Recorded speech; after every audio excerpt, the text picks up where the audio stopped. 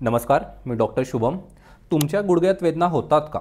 4 पैकी 3 लोकांना वयाच्या 40 नंतर गुडघेदुखी होते. उपाय सोपा आहे. योग्य व्यायाम, वजन नियंत्रण आणि पोस्चर सुधारल्याने 80% वेदना कमी होऊ शकतात, तेही ऑपरेशन विना.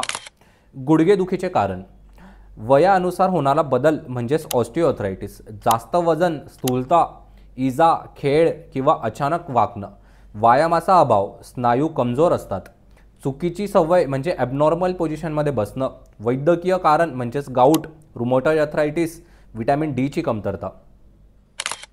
आता समजून घ्या उपाय व काळजी. वजन कमी ठेवा. प्रत्येक किलो कमी झालं की गुडघ्यावरचा ताण 3 ते 4 किलोने कमी होतो. स्नायू मजबूत करणारे व्यायाम म्हणजे सायकलिंग, स्विमिंग आणि क्वाड्रिसेप्सचा व्यायाम. योग्य पोस्चरमध्ये बसा. व्यायामापूर्वी नेहमी वॉर्मअप करा. आहार योग्य ठेवा. Calcium, vitamin D, protein.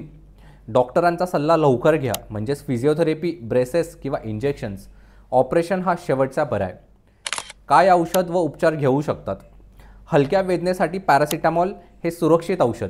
जास्त वेदना झाल्यास म्हणजे पेन किलर, एन्सेड्स, आयब्युप्रोफिन, डायक्लोफिनॅक, इटरकोझिब वापरू शकतात.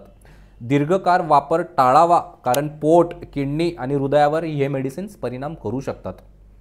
टॉपिकल जेल्स व स्प्रे जसं डायक्लोफिनॅक जेल, कॅप्सिशियन क्रीम गुडघ्यावर लावल्याने स्थानिक आराम मिळतो.